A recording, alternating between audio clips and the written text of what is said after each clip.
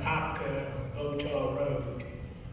And I normally have the title checked right in the beginning when I first go into contract with anybody to make sure that it's clear and marketable title. Because it may have had several transfers that are questionable. I want to make sure. I didn't do that with this one because I knew the seller 25 years. He had it deeded to him free and clear. It's next to the house that he lives in that was deeded. He had 2 lots next to his house. He sold one, and he sold this one, but he held the note. And when it got deeded back to him and the buyer had money trouble, he got a quitclaim back. And I didn't realize till I went to close, the title company called and said, well, your seller's gonna owe all the money that he owes now because he quitclaimed it back instead of a warranty deed. So I couldn't sell it because we didn't want to pay $50,000 of his judgments when I was only making about 20 on the lot.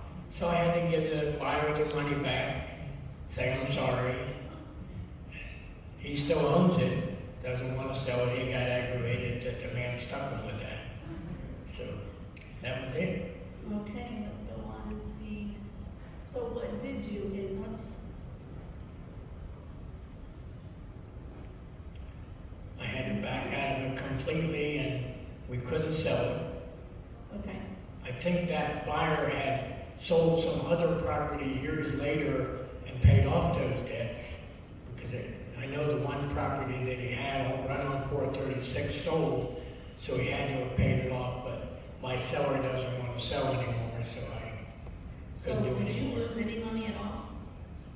No, just time running over there a couple of times. And that's for some. No, no dollars, And no dollars. just a little bit of time. Okay. So what did you learn? To make sure it's not a warranty deed. And I had one more warranty deed. They didn't list the owner's status, whether he was married or not. So even that one wouldn't fly. Fidelity Title was willing to reinsure it, but no other title company would. But that one got bought up by the county when they were trying to put Forest City Road through. So that's how my problem there. Okay. Any questions? This was pretty sweet, quick. Not a deal after all. Okay. All right, thank you.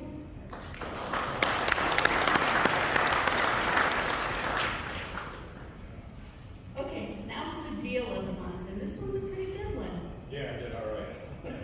Larry, tell us about Realty. Hi, everybody. How y'all doing today?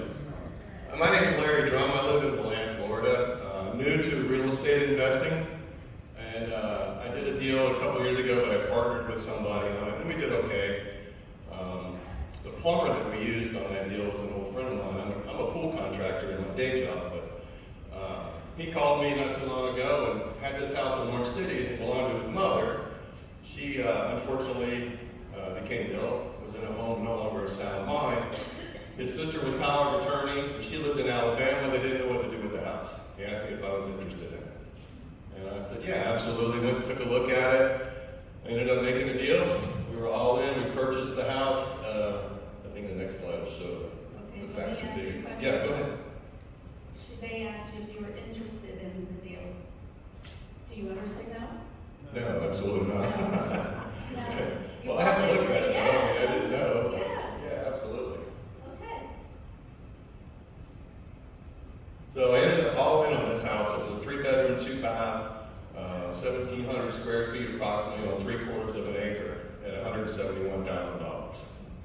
We were originally going to just do the minimal fix-up and maybe keep it and rent it out. And then I started looking at comps and doing a little bit of research. And said, well, if I put a little bit more money in it, I think maybe we could make some money off of it. And we ended up putting quite a bit in it and making some good money on it. So your estimated repairs at the time was $100,000. That's what we thought in the beginning, yes. Okay. So let's see what happened. All right, here you go. New roof, had to have a new roof. It was about 18 grand. Kitchen, there's a picture of the old kitchen. I think there's a picture of the new one in the slides. Flooring, bath, paint. We were all in at $132,000. So my wife was almost divorced me because I went way over budget. But I assured her that we were going to make it back.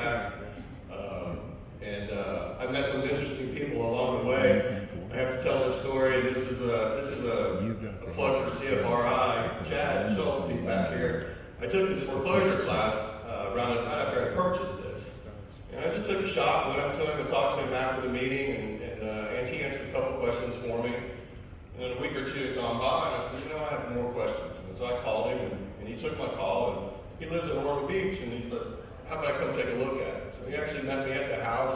He ended up helping me do the kitchen, and you'll get to see what it looks like here in a minute. He did a fantastic job, but part of the benefits of being in CFRI right there, so. Okay, so you ended up with 132,000 instead of 100. Yes. Yes. But it looked like you had quite a bit there padded for your pocket, so you may have had taken some of it out of your pocket, but you still, I think the numbers are gonna come out pretty good. Yeah, it did. All right. There's a new kitchen. Thank you, Chad. Where'd he go? Yeah, all in 132. We ended up selling the house for $435,000. It was kind of funny. I was trying to figure out where I wanted to price it, and I kept praying about it, and I kept waking up at like 4:30 in the morning. So I thought, okay, well, maybe that's a sign. So I said to my wife, I'm put it on the market for $430,000. And then Chad told me, well, one thing I didn't do, because it worked fine, was replace the air conditioning system.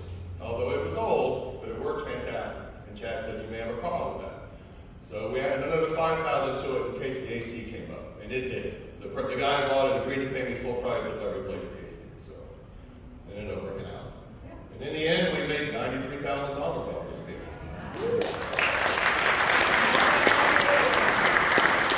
Thank you very much.